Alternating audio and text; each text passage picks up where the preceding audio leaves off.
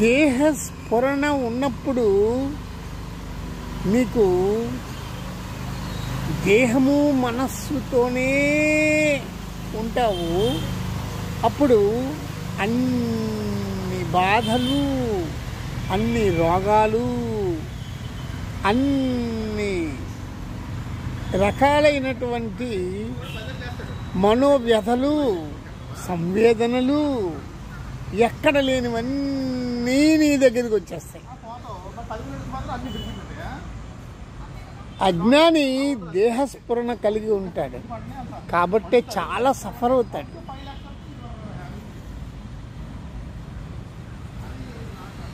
అది దేహశూన్య సత్తత్వ స్ఫురణం ఉంటుంది జ్ఞానికి. దేహశూన్య సత్తత్వ స్ఫురణం ఉంటుంది జ్ఞానికి. సదాశివ బ్రహ్మేంద్ర అని ఒక యోగి కరూర్ ప్రాంతంలో తమిళనాడులో ఉన్నారు. ఒకప్పుడు ఉండేవారు. అతనికి ఒక ముస్లిం రాజు ఆదేశంతో చెయ్యి ఖండించబడినా శరీరం పట్ల అతనికి స్ఫురణ లేదు కాబట్టి అతను ఆనందంగా శ్రీరాముని గీతాలు కీర్తనలు పాడుకుంటూ వెళ్ళిపోయాడు.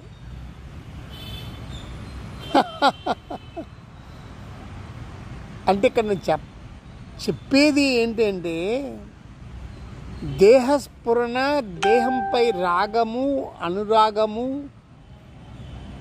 దేహము పైన ఆ తపన నీకు ఎప్పుడైతే ఉందో దానితో మనస్సు కూడి ఈ రెండు కలిసి ఒక నాటకం ఆడతాయి, ఒక మాయ చేస్తాయి. ఈ మాయలో దేహమే బలైపోతుంది, విక్టిమ్ అయిపోతుంది. అనేక రోగాలతో, మానసిక వ్యధలతో చివరికి మరణించి మరు జన్మలు ఎత్తి మళ్ళీ మరణించి ఇలా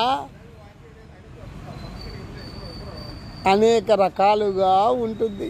కాబట్టి నా సందేశం ఏమిటంటే దేహస్ఫురణ వద్దు, దేహాత్మ భావన వద్దు.